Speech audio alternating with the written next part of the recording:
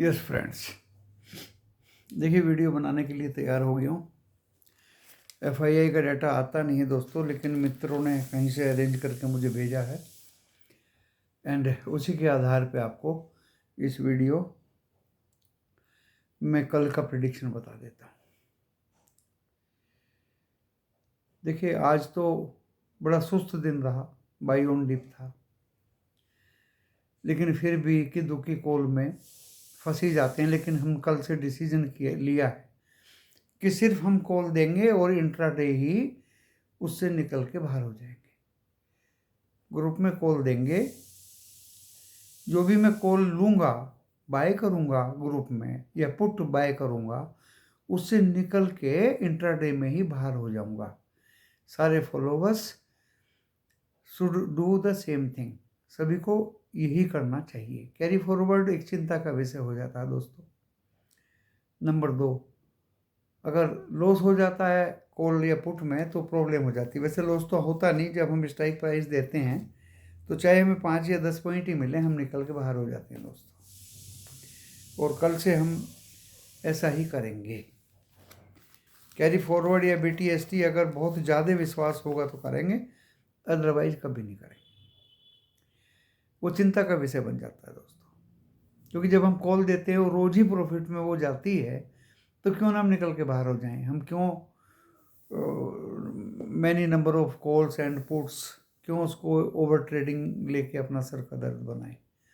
तो कल से I am going to opt new strategy.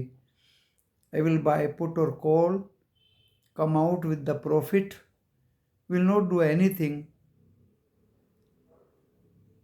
Till more confidence के। सभी को फॉलो, जिसको फॉलो करना होगा वो करेगा। तो ये वीडियो दोस्तों डिस्क्लेमर पढ़ने के बाद देखिए।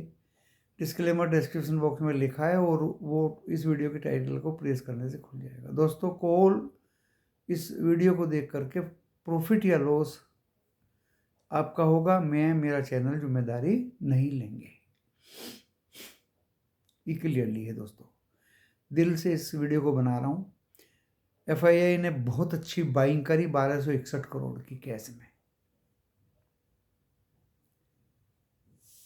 एंड दोस्तों पहले एफआईआई का पूरा बता देता हूँ।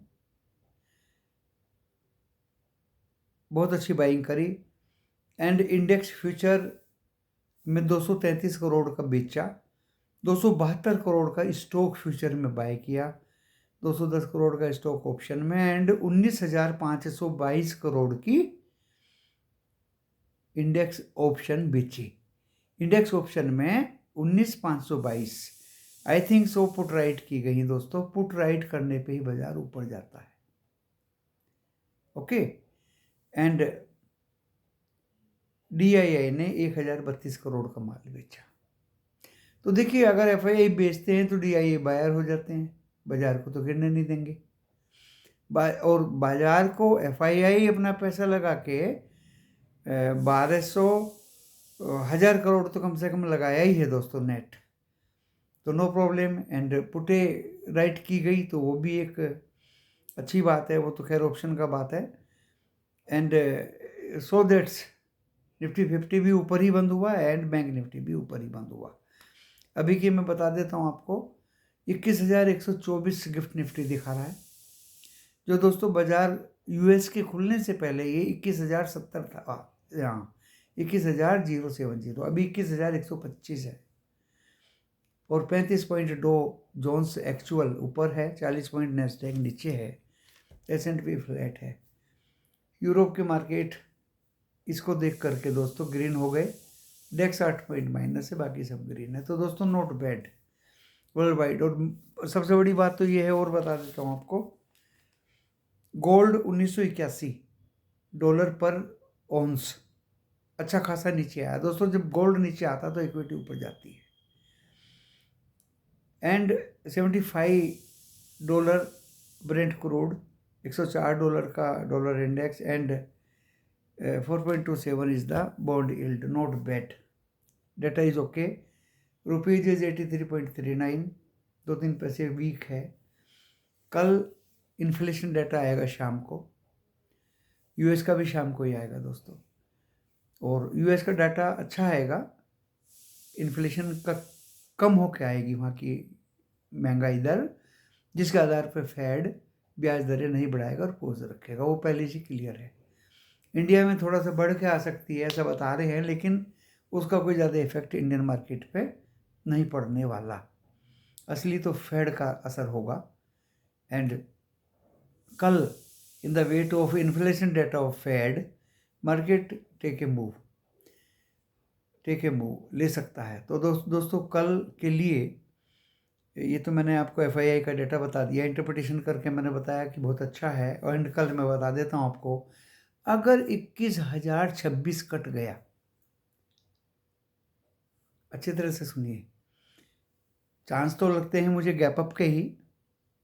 और अगर फ्लैट या गैप अप खुलेगा दोस्तों, जो हम 20,997-94 पे बंद हुए हैं, 21,026 अगर कट गया तो इसका अगला पड़ाव रहेगा 21,070।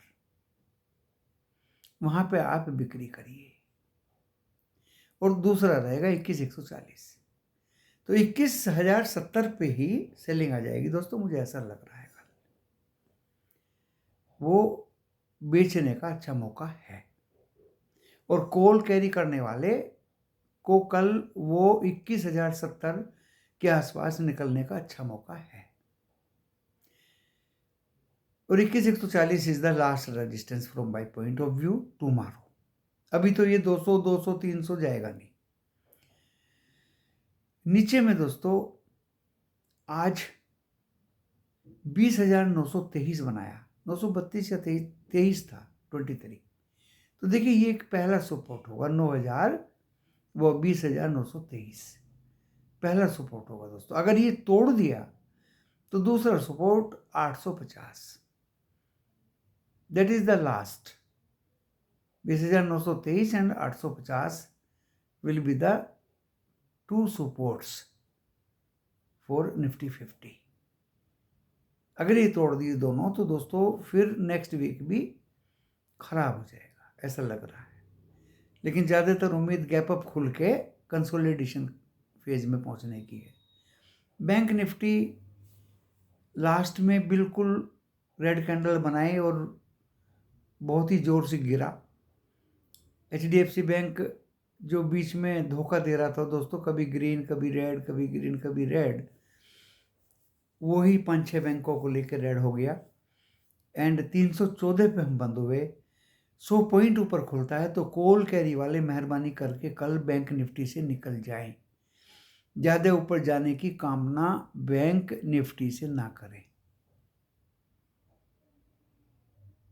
47,400 के आसपास खुलेगा कल, तो मेहरबानी करके एक बार अपनी अपनी कॉल से पल्ला झाड़ ले और बाहर हो जाए। क्योंकि अगर इसने 47,186 काट दिया तो दोस्तों फिर ये 46,700 तक गिर सकता है आराम से। 46,700 एंड 500 तक गिर सकता है बैंक निफ्टी। एंड अगर 47,588 काट दिया तो फिर ये 47,800 तक भी जा सकता है। लेकिन आप ओपनिंग पे ही एक बार इससे पल्ला झाड़ लें, क्योंकि नीचे पहले आने की मुझे ज़्यादा गुंजाइश इसकी लग रही है। क्योंकि थकावट सी महसूस हो रही है बैंक निफ्टी को भी, निफ्टी 50 को भी इस मुकाम पे आकर।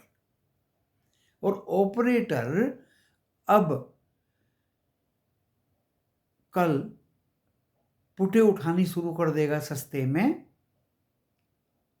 और तब इसको गिराएगा दोनों निफ्टी एंड बैंक निफ्टी को, ताकि उसकी पुटे ऊपर पहुंच जाएं और कॉल नीचे हो जाएं। तो दोस्तों बुधवार और बृहस्पतिवार केयरफुली हमें डील करना है। और कल हम एक एक बार कॉल से अपना हाथ झाड़ लें।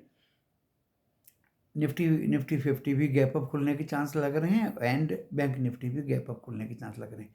देखिए अगर ये कल ऊपर खुले गैप अप, खूब कॉन्फिडेंस और जोर शोर से बता रहा हूं, अगर ये Nifty 50 and bank Nifty gap up खुले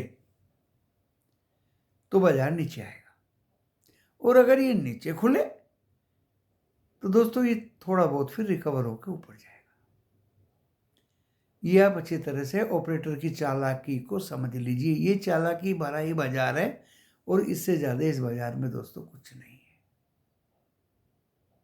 इससे ज़्यादा और इस बाजार में दोस्तों कुछ नहीं है। आज आईटी ने एंड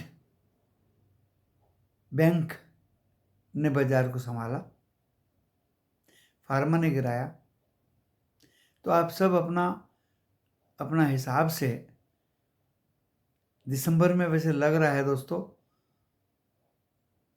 कुछ मूवमेंट रहेगी बाजार में, लेकिन मैंने जैसे पहले कहा 15 दिसंबर के बाद मुझे मूवमेंट ज़्यादा लगती नहीं है। जो भी आप कॉल ऑप्शन में स्टॉक्स खरीदें, मानते आपने लोरस लैब खरीद लिया है दोस्तों, इसको जनवरी के महीने में लीजिए कॉल ऑप्शन में, दिसंबर के में मत लीजिए।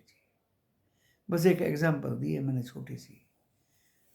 बाकी तो आईटी अच्छे हैं, बैंक्स अच्छे हैं, पीएसयू अच्छे हैं।